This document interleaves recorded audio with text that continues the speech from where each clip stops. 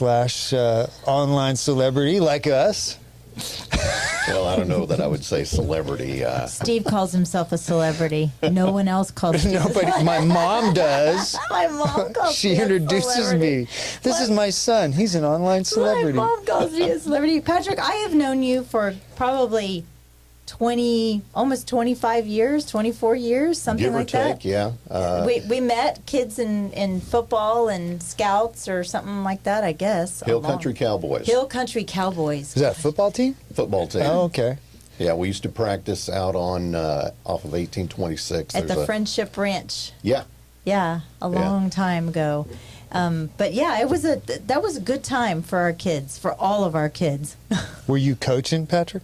Yeah, started coaching. Well, I used to coach in Wichita Falls, where I'm from. But when my younger son was 5, he wanted to play, and I said, okay, we can go do Pop Warner.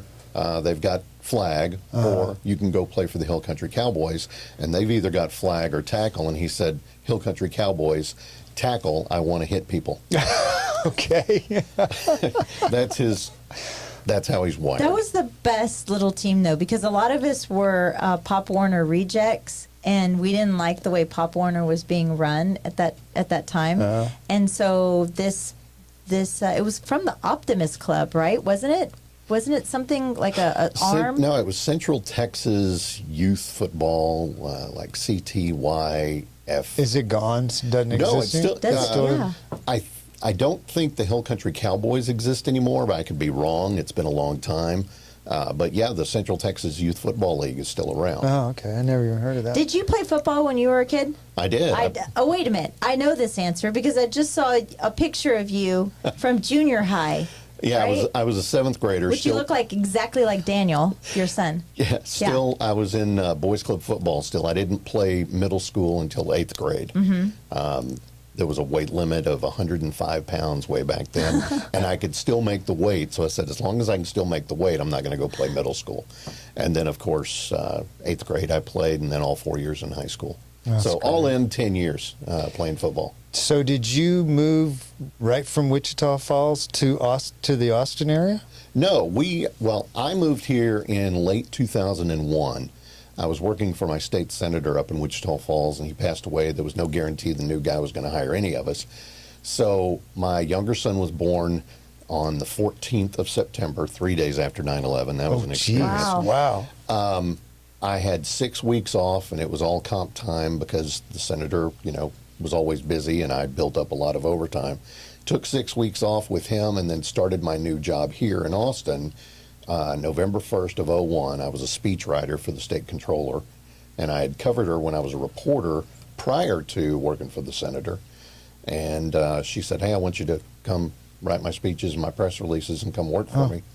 So I got here in November of 01, got my wife and kids down here about 6 months later, and it took 17 months for us to sell our house post 9/11. Oh, yeah, that was a bad time. Yeah, so we were, paying rent and a mortgage, and we finally, we made like $2,200 after we finally sold the house. Oh, God. At least you got out from it. Yeah, and it, we kept our credit up, did everything. I mean, we robbed Peter to pay Paul, and it was tough. Where'd you go to college? Midwestern State University, also in Wichita Falls. Wichita Falls is the hometown, and I saw the opportunity. Yeah, I got in several places, but I figured, I can graduate without debt. I can stay local. Oh, yeah. What'd you get your degree in? Political science, double minor in mass comm and criminal justice. I was going to go to law school, but a buddy of mine went to law school, and it changed his personality a lot, and I didn't want to do that. So I pivoted, added the mass comm minor, and from there went into radio. And you got the voice, man. For that was a sure, great Danny. voice. I'm like, wow, I wish I had that voice. You have a love for your hometown unlike anyone I have ever met.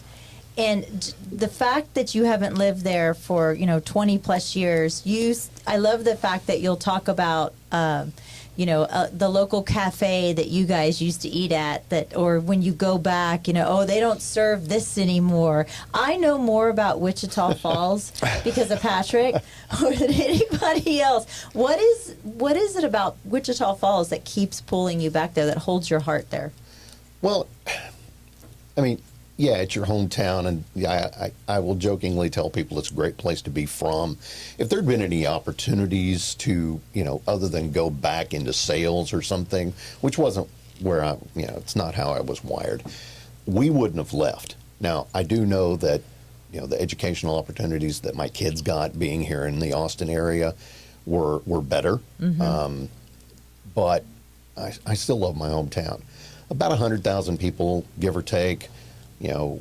Back then, 5A was the biggest high school classification. I went to the Wichita Falls High School, go Coyotes. The high school doesn't exist anymore. The school board saw fit to eliminate all of the high schools, and the 3 high schools, and then build 2 brand new ones. Oh. So they just demolished my high school. Actually, mine and Steve's wife's high school this weekend. They Oh, is it? I thought they had already done it. Nope, they down in demolished Corpus. it this weekend. Where was that? Carroll High School. Oh, Corpus Christi. They Yeah. built a new Carroll High School. It's no longer the old Carroll High Yeah, but that's they're right. still the Dragons.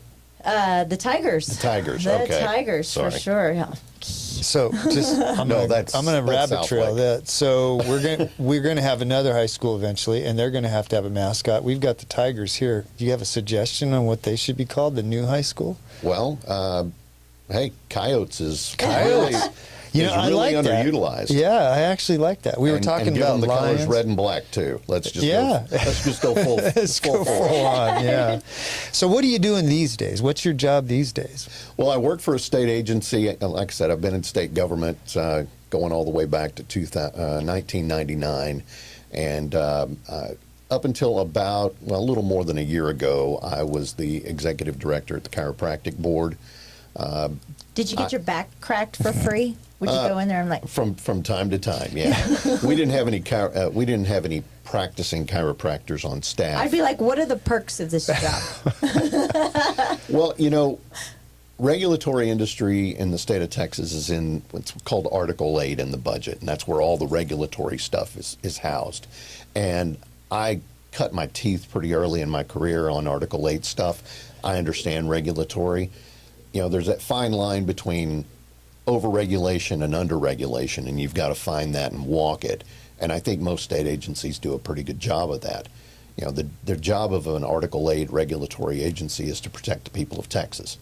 And that isn't just the consumers, that's also the people in the industry as well. So you've got to, wear both hats. You've got to be both the regulator and also the one that, makes sure that you're not over-regulating. Give me an example of something in the Texas chiropractic that was over-regulated.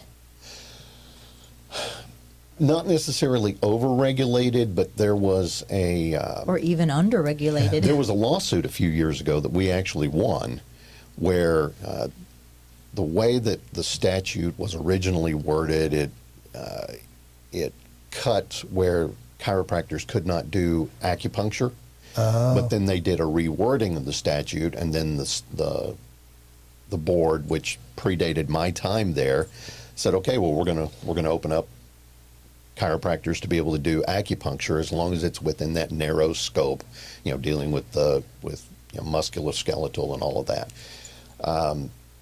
They got sued by a by an acupuncture group, and it took a long time, but we finally beat back the knives thing. come out when that stuff. What do you think about all the stuff going on in the federal government with the DOJ committee cutting all these things and how that's happening? I have thought for a long time that our national debt is really an existential threat to the future and the security of the nation. And, people will say, well, we need to cut with a scalpel, not a hatchet. Well, unfortunately, cutting with a scalpel is not going to get it done. Right. We've got to go in and completely revisit everything that we do on a federal level to, figure out, do we need to do that? Is that something that private sector could handle on its own? Is that something the government should be doing at all? Right. And, I don't have that crystal ball, but I think they're on the right track. I think the amount of fat that needs to be cut off the federal budget is so huge. You couldn't cut that with a scalpel. That's a chainsaw. We don't probably need to be more than- studying shrimps on treadmills. Yeah, well, I mean, yeah, some of the stuff that's come out is like, yeah, you know, that's just a way of funneling money to certain people and certain groups. It's like it's a made up role that is used to have money. I'm just pissed we haven't thought about it. Why didn't we? Yeah, I know. Why didn't we Yeah, we come up with a study of armadillos and how big the holes are in the backyard. How many breakfast tacos can an armadillo eat? Yeah. $2 million. Yeah. So you've been in the state government for a long time. You think about retiring anytime soon? Are you in it for the long haul? I've got about 5-6 years before I hit. They've got what's called Rule of 80. Basically, it's your age plus your service. So I've got about 5-6 years before I hit that. But then, yeah, I'm probably going to. Are you going to cut as soon as you hit that Rule of 80? You're out. Pretty much. More than likely, yes. Although I make this joke all the time with my wife and other people, and she rolls her eyes because that's what wives do, right? Yeah. And I tell people, well, you know, my funeral's going to be in the afternoon because I'm going to need to work a half day. So.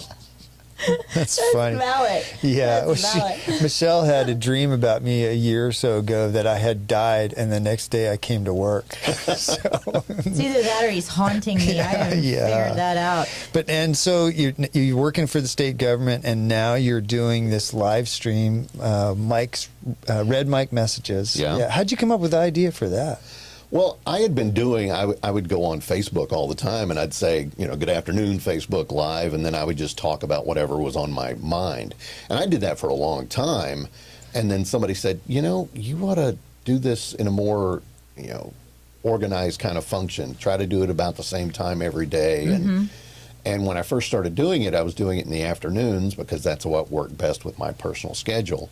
And then when I changed jobs and I was in the office every day and no longer had the luxury of doing it from home in the middle of the day, I moved it to 6:30 in the morning. And when I first started doing it, I didn't have the branding right. I didn't know what I was going to call it. But I had the whole idea in my head was, you know, who are you? Well, that's in the spiel that I put at the beginning of every one. I say, you know, these Red Mike Messages are leadership and life lessons I picked up from 25 years as a public servant, 16 years as a youth football coach and scouting volunteer, and 10 years as a mediocre athlete with far more heart than actual physical ability. I love that. So, and, you know, I'll talk on stuff from, you know, I learned this in scouting, or I learned this in football or baseball, or, you know, this is something that I picked up from the internet, or I lean on pop culture references a lot. Michelle was saying that, yeah. Yeah. I listened to the one you did, a short tribute to Val Kilmer the other day, Iceman. Yeah. Yeah. Yeah. It was, I know, that was 65. It's too young to pass. Yeah. When you come up with these ideas, is it just a rambling thought? Are you preparing for these? Are you writing down some points, or how are you preparing to do these? You know, a while back I did one. There was a quote in the Taylor Sheridan show, Landman. I don't remember the quote. If I did, I would say it. But I thought, okay, that's a decent idea. And then I just started jotting down notes and stuff like that. And then I will write out a rough script with bullet points and stuff like that. And then I will think, okay, any pop culture references that this reminds me of, other than, you know, the show that I was talking about or whatever it was. And then I will plug it into ChatGPT and say, okay, because I've been doing this all along, and I was like, okay, is this stepping on any previous topics that I've mentioned? Because I've been doing this for more than a year, and I want to try to be as original as possible. I mean, I know I'm going to hit on a lot of the same topics and themes, but I try not to be overt about it. So, and then I will use ChatGPT to punch it up just a little bit and maybe, you know, look at it from a different angle. But it's all Patrick. It's all me. Yeah. You know, I mean, when you listen to them, you'll see there's a lot of stream of consciousness in there. It's funny because you did an episode, I don't think I listened to the whole thing, but it was about, and I read an article on this, about leaning too much on AI. Yeah. Yeah, on ChatGPT. There's an article in the Wall Street Journal from yesterday that AI is making us all lazy and we're not using our brains. Oh. And you got to be careful. Oh, yeah. I mean, one of the things in my job right now is I have to evaluate legislation. And what I've been doing is I will read through the legislation completely, and I'll take notes and stuff like that. While I'm doing that, I will upload it to ChatGPT and say, analyze this, and then I divorce myself from it. I don't look at it. Okay. And then I will go back and I will look through, okay, I think it does this, I think it does this, you know, and then I jot all that down, and then I will look at what ChatGPT or, you know, Grok So or whatever it's just I a use. check, really. Yeah, and sometimes it'll catch things that I didn't. Sometimes I'll catch stuff that it figures out wrong. Yeah. You know, I don't think AI lies, but I think maybe it might hallucinate. Yeah. I think that's an understatement. Yeah. You know, it's a Everybody. tool to try to punch it up a little bit. I never want it to be the voice because I've got a lot of things to say, and I want it to be as authentic as possible. Yeah. How much do you think? I know that you used to be in radio, but how much do you think what you're doing now with Red Mike Messages kind of leans back to when you were doing radio back in Wichita Falls? Quite a bit. You know, people will say, "Is that your real voice?" Yeah, it's my real voice. You know, I mean, I can go lower and I can do all of that, but you know, in a world, you know, but that's fake.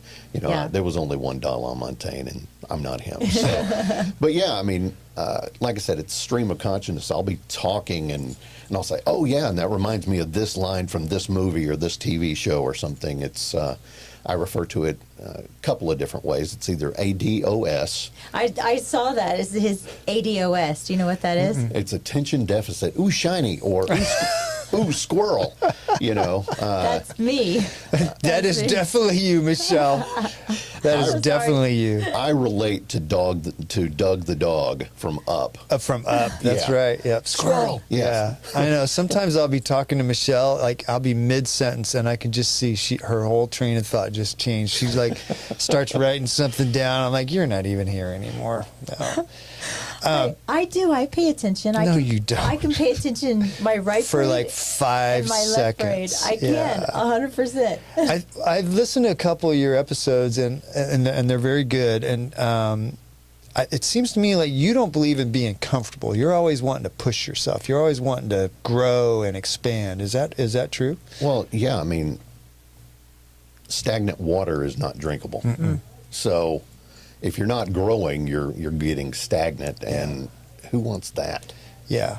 Well, I think I actually think it's kind of a cultural problem right now. People are seeking comfort. They want to get to a place where they don't have to work as hard and they don't have, you know, as much on their plate. And I think that that's where you just sort of start to shrivel up and you're not very good anymore. But Michelle and I are both big believers in pushing yourself out of your comfort zone all the time, huh? Actually, Steve more than Michelle.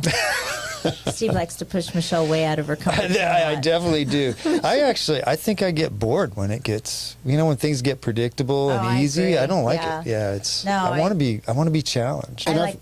Go ahead. No, go ahead. And I've made this point on a couple of my, Red Mics that, back when I was coaching kids, there was always, every year, there was that one kid who didn't quite get it. You'd show them how to block or tackle over and over Can we again. name them? Yeah. Just kidding. No, and I Tate Lewis. never do. Tate Tate Lewis. Lewis. Unfortunately, I never actually coached Michelle's son. Oh, is that he was in right? a different age group than what Okay. I was coaching. But there was always that one that, they were always your project. And if you did it right and if they did it right, at some point during the season, they would finally get it exactly right. And you'd go, yeah, and you'd scream, yeah, that's great. For a brief moment, they would get this sparkle in their eye, a little twinkle, where you would figure out, oh, they get it. They know that they can do this. And it might be over almost as quickly as it showed up. But for that brief shining moment, you knew that they understood and they knew, I can do this. I just had to put in the work. Right. I want to ask you a little bit, going back to coaching in Hill Country Cowboys. I remember when the kids wouldn't do a drill correctly, or one of them was acting up, and it's 105 degrees. Remember, they were run to the pole and back. Every time we go by and we're with one of the kids, that's their rally cry: run to the pole and back. But how hard do you think it would be to teach today's kids? Because that was the last generation, Patrick, of the no cell phones, iPad kids. I mean, our kids were outside, and all day Saturday we were playing football or whatever, and we kind of really built a camaraderie with all the parents. But how do you think it would be today teaching those same kids football? I don't think the problem would be the kids. Unfortunately, I think it's the parents. Yeah. You know, I'm Gen X. You know, I was raised on neglect and hose water. So true. You know, we would go out and be gone all day long. Yep. We say that all the time on the podcast. Mom would kick your butt out the door at whatever 7 a.m. and you'd come home when the sun went down. When the street light went on, right? Yep. and I tried to coach the same way. I pared it back a lot from what I got even as a kid. But I had a reputation of yelling too much and being too loud, and so did I. That's so weird. And I was and just still, Michelle. I was the parent on the sidelines. You know, and unfortunately, I don't know that a lot of parents are wired to allow you to raise your voice around their precious child anymore. So that's part of the reason why I've not gotten back into coaching. I stopped coaching when my younger son got to middle school because he started playing for the middle school, and you know, I said, well, I talked to my wife. I said, hey, do you care if I start over with another, you know, Pee-wee team? And she was like, absolutely not. So I would like to think that I could get back out there and do it, but I don't know that, you know, my patience, maybe. my steel hand in the velvet glove technique would work anymore. It might not be. Do you ever have somebody come up that you coached, like 15 years ago, and call you coach, and you look at them and you're like, you have no clue who that is, because now they're 6'2" and 180 pounds. They have kids of their own. Yeah. All the time. Isn't that crazy? All the time. In fact, back in, about 2000 or so, back in Wichita Falls, I was at the mall with my wife and our younger kid was not born yet, and see this kid walk up, and he's got a couple of kids in tow, and he said, Coach, how are you? And I was like, hey, I'm doing good, and how are you? And I said, Leathernecks, right? Yeah, that was the first Oh, time you remembered him? Yeah, Vaguely. I recognized the face. Okay. I couldn't remember the name or what position he played or anything like that. But yeah, and it's still two things. One, it makes my day when one of my former players goes out of their way to say hello, and when they call me coach. There's one of my former players, I see him more often than not, and he calls me Mr. Fortner now, and it just breaks my heart every time. Yeah. I coached the little kid, up through like 8 to 10-year-olds with soccer, and I had some kids in high school come up, call me coach, and I had no clue who they were. They had to remind me. But it's a cool feeling, isn't it, that those kids still look up to you and still respect you from that time that you spent with them. And you just hope that, the pebble that you threw into that pond, that the ripples are good. Yeah. Well, hopefully they are. What do you think are the most important messages and lessons that from the Red Mike podcast or Red Mike messages that you put out there? What do you think are the most important ones? Tenacity, believing in yourself, hard work. I mean, that's it. Yeah. I mean, you melt me down, and that's what I'm about. I want to know that you're working hard and that you're earning your keep. I want to know that you've got the good attitude about it, and that the reason you're doing it is noble and it's worthy. Right. Yeah, I think it's hard to find those kind of messages much anymore. I think there's more guys doing it now, but for a while, boy, it was pretty rare to come across that message. I'm trying. Yeah. I really am, and I love doing it. And people ask me, "Well, are you monetizing?" I'm like, I'm small. You know, I don't have any illusions that I'm going to be, anywhere close to the next Joe Rogan or anything. I just hope that, these messages that I'm putting out are getting some pickup out there. You never know. It's what we've discovered on our end doing the podcast. This has opened up like a part of our brain that I didn't actually honestly know existed, which is kind of a little like an artist, kind of a little more creative that I didn't have, because in the real estate business we're like facts and figures and numbers and contracts, and we've really enjoyed doing We this. also really enjoy it when we're out in public and people have repeated things that we've either talked about or, oh, I didn't realize that, or we'll get an email and compliment what we've talked about, or even now people are, hey, I'd really like to be on the show. That has really been a compliment to what we have done. I'm sure that's going on with yours too. Yeah, and first of all, let me say also, I was really blown away and gratified that y'all wanted to talk to little old me. No, this is cool. I'm glad you came on. In fact, just this week, later this week, my wife and I are going to go have dinner with a couple of folks. I met them. I was emceeing a organization dealing with, state business people and stuff like that. I emceed it last summer, and I gave them my card that's got my Red Mike message link tree thing on it. They started listening, and then they invited to start their Christmas party, and we're going to go out to dinner with them probably on Thursday or Friday this week. I'm not sure. That's great. That's nice to be It is amazing how many doors it opens. When we first started this, we were looking at our numbers. Some days almost hourly, like, oh, we got another 300 listens or whatever. And now we don't even do that. We just try and make the best content we can, and hopefully people enjoy it. And that's what we do. What do you think some of the things that you've learned out of doing the Red Mike messages that even kind of surprised yourself? Oh gosh. I've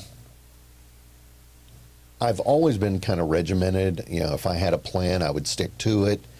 But the discipline of getting up every morning at 5:15 and getting ready and making sure my notes are ready and getting the coffee and then getting into my office and setting up and all of that to go live at 6:30 every weekday morning. I knew I had that sort of discipline, at least in the back of my head, but to see it in action day after day, even on holidays and stuff like that. I mean, we were up in DFW for Christmas, and I told my wife, I said, well, okay, I got to go upstairs and do a quick Red Mic, and she was like, okay, and my wife works out of the home a couple of days a week. She's moving to 3 days a week, and on the days that she goes to the office, I help a little bit more with the dogs in the morning. But I'm usually, like I said, up at 5:15, on the air at 6:30. And I'm out the door usually before 7, and by then I've uploaded it to all of the different channels that I'm on. When you have a day where you just, because I know you do, because we have them every once in a while, you just don't feel like doing it. It doesn't fit your schedule. What do you use to stay motivated to go ahead and get it done? Just the fact that I tell people that I will. Yeah. Yep. I think that is a lot with us. So too, because we release every Tuesday. We've not missed one. 172 episodes. We've not missed one single Tuesday 5 a.m. release. My dad was a welder and a pipe fitter for most of his life. My one grandfather was a postman. The other one was a concrete guy, and none of them were wealthy. I mean, I've said this from time to time. The only silver spoon I ever knew was that bad TV show with Rick Schroeder. Ricky Schroeder. Yeah, well, he was Ricky then. He's Rick now. Yeah. I had a little crush on Ricky Schroeder. I bet you did. Imagine that. But, they did, pound it into my brain. If you say you're going to do something, you bust your tail and kill yourself to get it done. If you don't get it done, if you don't do what you say you're going to do, at least they know that you left everything on the ground. You did everything you could physically, mentally to get it done, and they don't look down on you as a person who doesn't keep your word. And that's my whole attitude on this. You say you're going to do it, so do it. Yeah, I think that's important. And Michelle and I live by that. You want me to go or you go? No, you go. You did an episode on public speaking, which you obviously have no problem with. No. Do you ever get nervous doing public speaking? No. And it doesn't matter if it's 2 people or 300. It doesn't bother me. The closest I've ever gotten to being nervous was maybe the first couple of times I testified to the legislature when I was up there talking about a budget, because it was not just my budget; it was the budget for the people who worked for me, and making sure that I was saying the right thing to make sure that we got the money we needed so Yeah. they could continue to take care of their That's- families yeah. and the industry, Yeah, and that's super the cool. regulatory function. On your episode, you mentioned, I think it was 75% of the people surveyed said they would rather die than speak in public. Yeah. No. Yeah. So give us a couple of tips for people that are listening. Because Michelle and I don't really have a problem with it, especially if we know what we're talking about. I'll talk in front of 300 people if I know what I'm talking about. If I have to get up and talk about how to make a Halloween costume or something, I don't know crap about that. He throws up first, but then Yeah. But what are some tips for people that really struggle with public speaking? This actually, I do a lot of pop culture references. You Yeah. know this. This actually goes back. I learned this from WKRP in Cincinnati. There was an episode where Dr. Johnny Fever all of a sudden got stage fright and he couldn't talk. And he ended up sitting down with Bailey Quarters, and she said, "Okay, don't talk to everybody else. Just talk to me." And he started talking to her, and the more he started talking, it got a little bit too personal. He said, "Well, hello there, Cincinnati. I'd like to take you home and do things in the dark." But the whole point of the thing was, if you get to that point, imagine that one person that you just want to talk to. And, Look in the audience, find that one person that's really paying attention, and talk Yeah. to them till that's you very get till you gather similar yourself. to people Yeah. that we've had on the podcast that were really nervous, and we say, you know what? After about 5 minutes, you're not even going to realize you have headphones on. You're talking to a microphone. There's Yeah. other people listening. Yeah. You think that you're talking to us. yeah, very early on, doing readings in church and stuff like that. I went to a private school for a couple of years when I was a kid. And because I had a decent speaking voice and I had virtually no fear, they had me do readings a lot. And if I got nervous, I would just pick out, that one friend or a point on the wall or the clock at the back of the room, whatever it was. And I would just focus on that. And it gets to the point where it's almost muscle memory, where you just start talking and you don't even realize that you could be talking. I mean, when I was a DJ, I was talking to, thousands and Sure. thousands of people. And if you think about that, yeah, it could paralyze you. But if you just try to keep the message as personable and on topic as possible, next thing you know, you're done. Yeah. You mentioned, kind of following up on that, connecting with your audience, like right from the beginning. How do you do that? Again, I just think it comes down to being honest. Yeah. Is If there you- some tactic though, like the first thing you say or anything like that, or is it just being authentic right from the go? I start every one of them saying good morning, happy Tuesday, whatever it is. Then I will go into my little spiel that I mentioned. I've had some people tell me, you probably ought to not do that every day because that's going to hurt your engagement.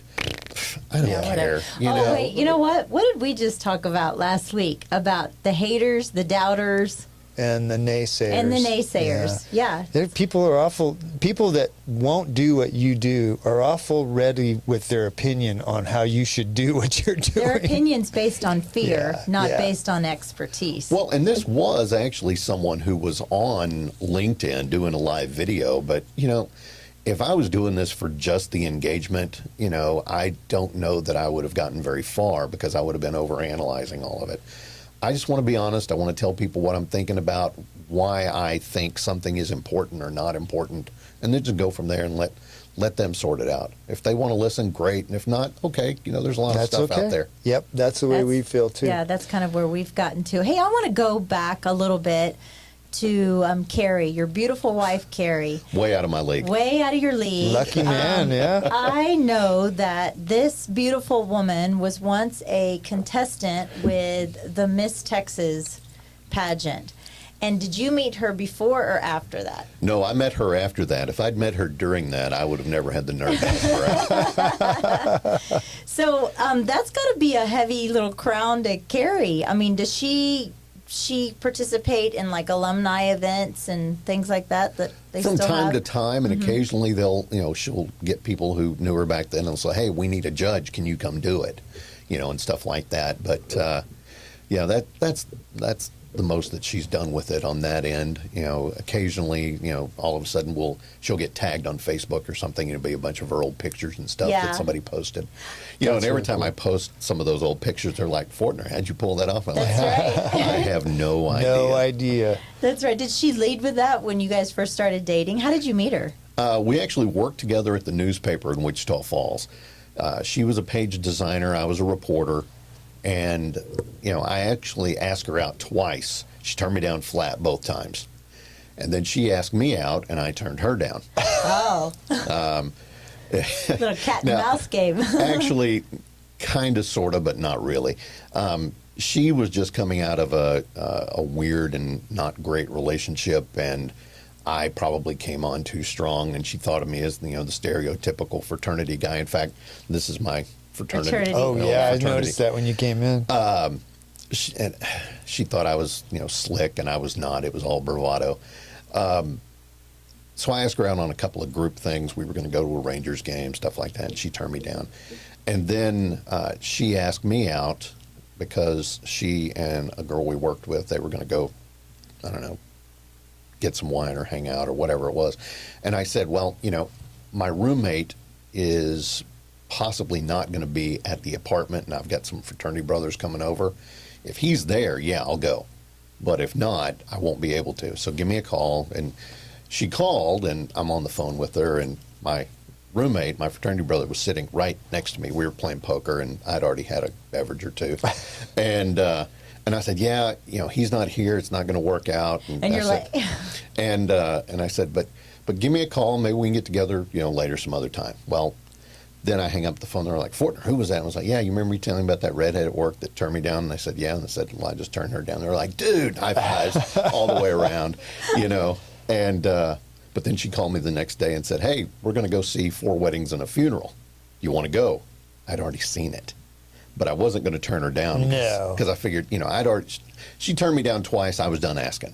She had asked me a second time. There was no way I was going to say no. So and you're about celebrating 30 years this year, right? Yeah, our 30th wedding anniversary will be in December. December 2nd. Look at how your life would have been so different that's if my you'd have said, birthday. no, I already seen Is it really? Yeah, I know. And the truth, yeah, I know. I saw it one time post up, and I was like, oh, your anniversary is my birthday. Yeah. So, and you have 2 boys. I do. They're off, graduated. You guys are empty nesters, and you have your dog. No, wait a minute. Do you still have the dog that you rescued? Well, all of our dogs are rescues. But the was it a pit? We had Tank and we had Byron. Tank. That's right. It was Tank and Byron. No, they have both crossed the Rainbow Bridge. Okay. Byron got cancer. Tank had a gut issue that would not And go you away. only had him for just a little bit, right? We had Tank for about, we got him in 2017, 2018, and we lost him a couple of years ago. So we didn't have, you never have any of them long enough. No. No, I know. It's a terrible thing that dogs don't live as long as we do. Yeah, That's why that's- Steve has chickens. Yeah, that's right. That's He says right. it just, but you guys are just enjoying your empty nest life. You know, y'all are we've still got 2 dogs. We've got Turk, who is a little mini Frenchie or Staffy, something? mini Oh, okay. Staffy. He's 40 pounds, but he's in a 20-pound body, so he is packed solid. Yeah. And then we've got a Pitsky, a pit husky mix named Tucker, and he's kind of neurotic and scared of his own Jeez. shadow. I know in your bio you talked about that you've started to go to the gym 3 to 5 days a week. Why did you start doing that, and how has that impacted your We life? started that during COVID, and Oh, you've been doing it for a while then. oh yeah. We started during COVID, and I was about 60 pounds heavier than I am now. Oh man, geez. And during the stretch of COVID, I lost 60 pounds and started putting on muscle and all of that, and building up my my lungs on the treadmill. We do the weights, and then we do the treadmill, and then we do the sauna, and we do that. We try to go 3-5 times a week, and then when I started my new job last summer, I had a lady in the office across from me. I called her Willy Wonka because she always had this huge bowl of candy.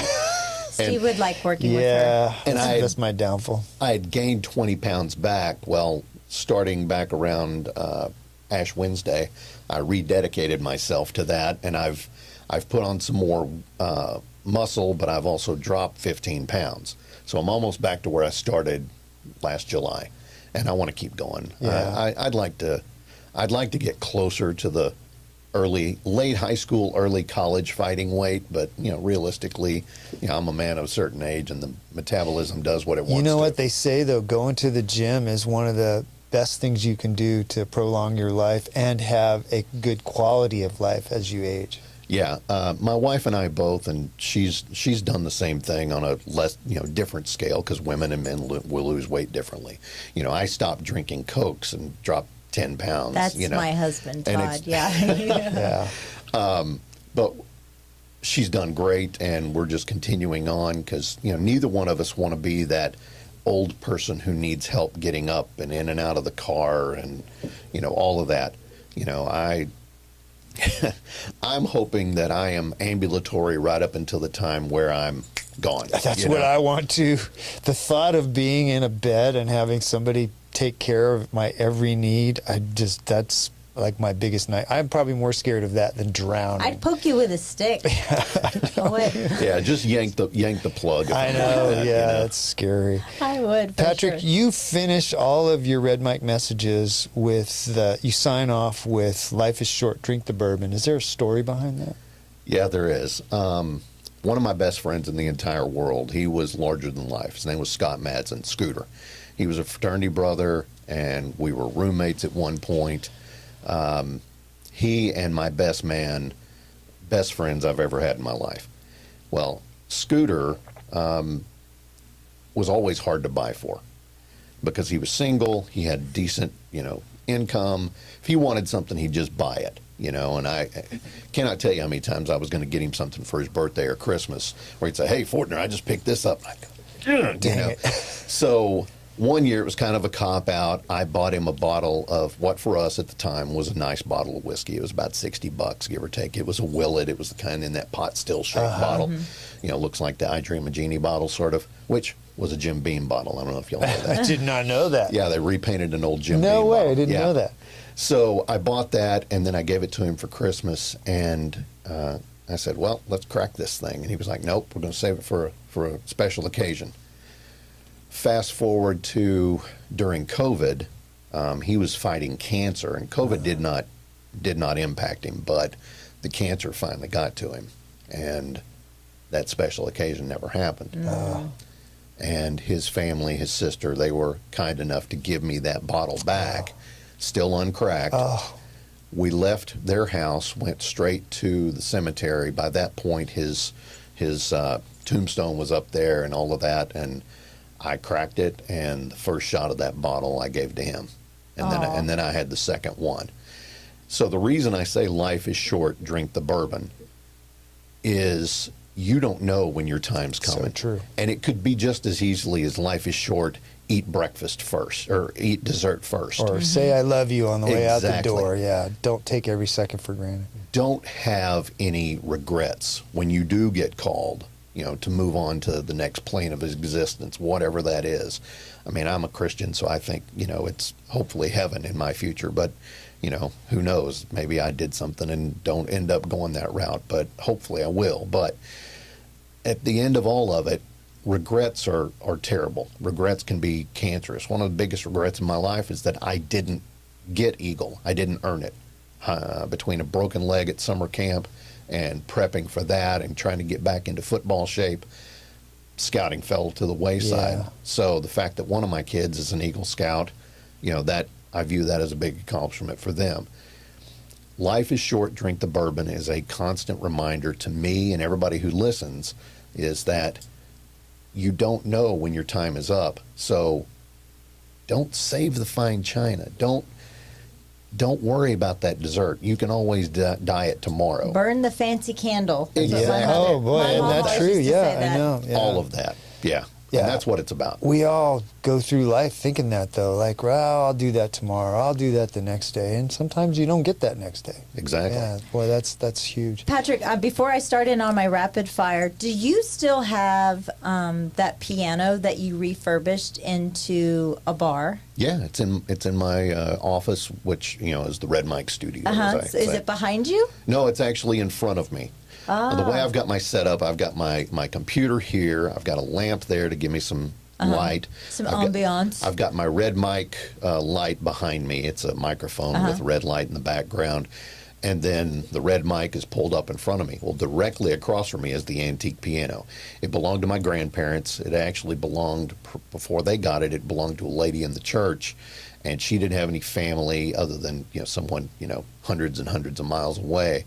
And they were supposedly going to come get the piano, and they never did.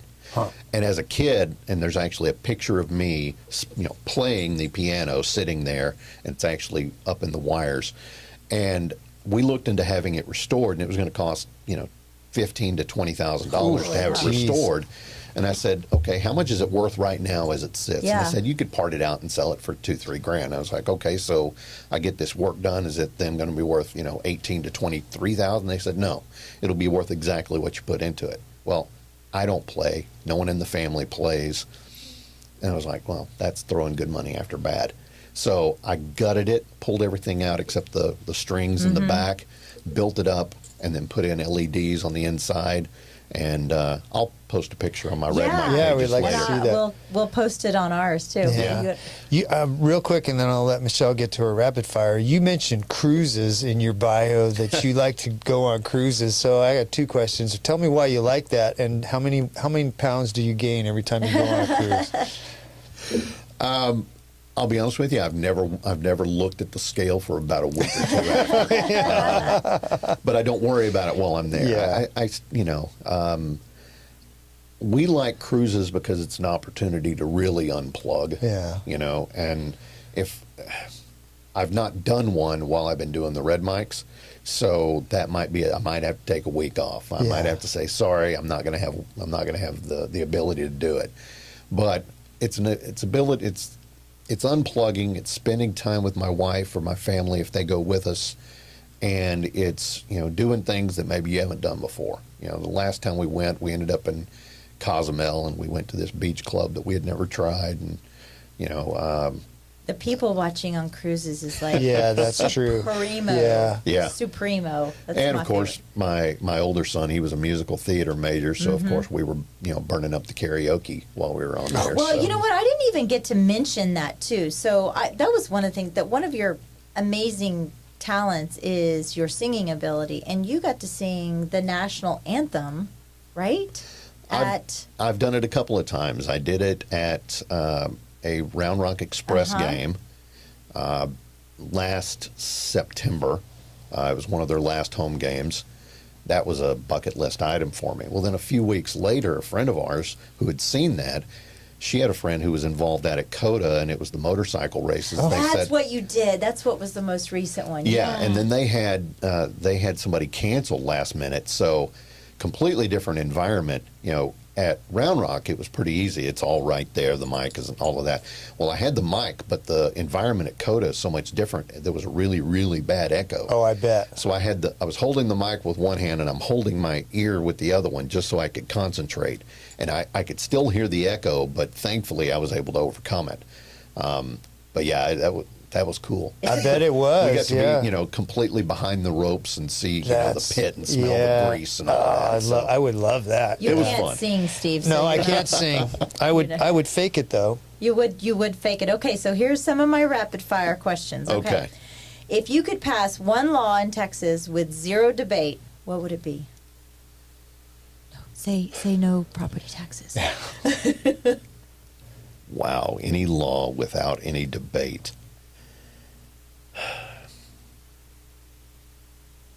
That property tax one's kind of hard to beat. We'd still have to figure out a way to pay for everything, but Everything's free. no, it's not. Okay, we'll have to Yeah. come back. We'll have to. If you think about it, we'll come back to that. What's your favorite? And I know you're a big pop culture guy. What's your favorite '80s movie of all time? Favorite 80s movie of all time. Oh my gosh. I thought this would be rolling off your tongue Yeah. right now. Well, there's so many choices. Give us a But couple. probably Ferris Bueller. Ferris Oh, Bueller. that's a Okay, good one. okay. What about Top Gun?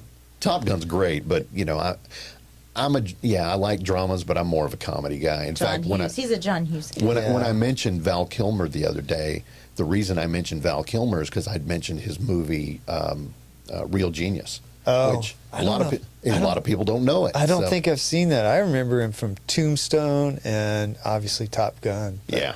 Yeah. And he was also in one called Top Secret. It was made by the same guys who did the airplane movies. Yeah. So I got a question. I got to follow up. So in Tombstone, does he say, "I'll be your hucklebearer" or "I'll be your huckleberry"? I'll be your huckleberry. I think he said Huckleberry, but historically it would have been Hucklebearer. Yeah. But You it's know. the name of. I just heard this on the radio the other day, and there was a debate about that because the title of his book is "I'll Be Your Huckleberry." He has a book. Well, but a hucklebearer is somebody that the people that carry the casket, right? Yeah, and what I understand is that was also a common misconception even back in the day that people thought Huckleberry. Oh, okay. So Interesting. There you go, little tidbit. If you are giving a speech to the Texas Senate and you had this opportunity, what would be your walk-up song? Dun, dun, dun, dun, dun, dun, dun, dun, dun. oh my gosh. I can't believe I'm stumping you on these, Patrick. AC/DC? No. Rolling Stones? Probably my go-to karaoke song, which is Mac the Knife. I was going to say Oh, Mac the Knife. You That's sang a that good on one. a cruise ship, and I saw did. it. Okay, what band, in your opinion, is highly underrated? Bowling for Soup. Oh, God. I got to look that one up. I've never even heard of that. Wichita Falls, Texas, Bowling for Soup. Bowling for Soup. baby. Lead singer and all-around band leader, a guy named Jarrett. Bowling for Soup. Yeah. I might have to put a link on the I've actually heard podcast for that. They did the song 1985. It wasn't their song, but they redid it. Okay. And they also did Guy All the Bad Girls Want, or Guy All the Bad Girls Want. I always get the title wrong. It was from the Jimmy Neutron movie. Oh, is that right? Yeah. I and watched Jarrett's that bunch. also the voice of Chuck E. Cheese on the Chuck E. Cheese commercials. Jeez. Oh, how funny! We'll have That's to a do little some research tidbit. on that. Okay, so we talked about Carrie competing in the Miss Texas pageant. What if you competed? What would your pageant talent be?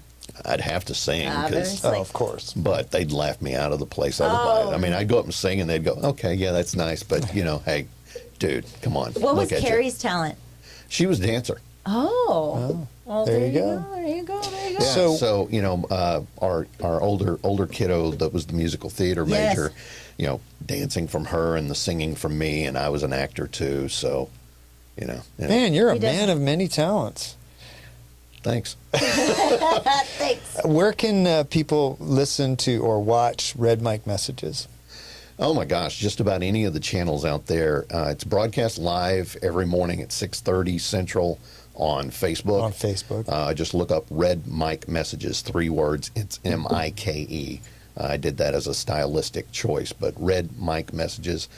Like I said, it's on Facebook. It's on X, formerly known as Twitter, Instagram, LinkedIn, YouTube. Rumble. Oh. I'm even on Audible, which, that geeked me out completely. I'm on Audible. This is Audible, That's cool. Yeah, that is cool. I didn't even thought about getting on Audible. I know. Well, next week, Mallet and Michelle Yeah. now on Audible. Do you like social media? Yes and no. It's a great way to keep up with old friends and, find out things that are going on. It can be positively toxic, though. Yeah. There's actually a picture that I put on Facebook, on my personal Facebook page from time to time. It's a picture of Kevin James pulling himself up out of the sewer, and he's in the round. Yeah. And the caption says, "That one friend who only pops up when you say something they disagree with." That's so true. Yeah, that happens a lot, doesn't it? It does. Yeah. Unfortunately, I purposefully don't make Red Mike Messages political. Yeah, I'm a conservative guy, and you can pick that up from what I say. But I purposefully don't talk about politics because I don't want it to become a toxic environment for anybody. So the red mic, it is an actual red microphone. It's not metaphorical at all. Now, on my personal Facebook page, I talk about politics. Buckle up, Buttercup. Yeah. I like to sit there and read some of the comments sometimes, and then next thing you'll know is like old Nancy Jones, not a real name, but she's now off the page. Oh, yeah. She's- Well, I mean, we've talked about it a lot on the podcast. People say the nastiest stuff on social media they would never say to your face. And I think it's because of the distance that Yeah. social media allows you to have. But when you know somebody in real life and you still have the nerve to say some of the things that are just so toxic and hateful, I don't get that. Yeah, I don't get it either. And that's one of the reasons we started this podcast, because if you sit down and break bread with somebody like we're doing right now, it's really hard to be mean and nasty. I to say them. all my toxic things to Steve. She right gets to it his out on face. me. Yes, Patrick. I am the brunt of all of that negativity all the You're time. welcome. And Yes. you post some fun stuff on Instagram, Thank you. Michelle. I hear that a lot. People are like, "Boy, you're on a roll today." It's true. I have It's some true. funny stuff. Well, Patrick, it's been really fun. I really appreciate you coming in here and spending this time with us this morning. It's been great. Well, thank y'all for having me. Like I said, I was blown away that y'all want to talk to Well, me. our 'cause, pleasure. Yeah. I mean, my audience is about that big, so. Well, now it's this big. Yeah. Hopefully it'll just blow up in the next couple weeks. Well, that'd be fun. Yeah. Because yeah. I love Dripping Springs. Like I said, my younger son and his probably fiance. It's not official yet. Breaking news, but Daniel. it's not official yet. But they live out here, and I love Drip. If I didn't work downtown, instead of building where we did, which is just on the outskirts of Austin, we probably would have built out here. Yeah. Because I love it out here. It's Yeah. great, yeah. Yes. Well, and the message that you're spreading on Red Mike Messages is worth listening to. I encourage our listeners to go there and visit and take in some Keep of up those. the positivity for sure. Yeah. That's who I am. Yeah. I mean, like I said, blue collar background. My grandmother was. I mean, she picked cotton during the Depression. I mean, she's the one who put it in my head. She had a phrase. Pat, every once in a while, you just got to swallow the liver. And what she meant by that is, if you've ever eaten fried liver, you can chew it, and eventually it stops getting smaller. And she said, at some point, you just got to swallow the liver. In other words, you just got to move on to the next thing because, it's not going to change. So I may have a podcast title, Swallow the Liver. So on that note. well, her name was Sue Villa Gallagher. Oh my gosh. That sounds a little Hannibal Lecter. Did she have a little glass of Chianti with that afterwards? No, she And some fava beans. she grew up in during the Depression in Oklahoma. She was actually born in Indiahoma, Oklahoma, which is just a wet spot now, basically. Wow. And she and her brothers and sisters, they were itinerant cotton pickers and farmers during the Wow. Depression. Wow. Well, Patrick, it's been great. Thank you so much. I appreciate it. Thank you so much, Patrick. Yes, ma'am. All right. Good job. That was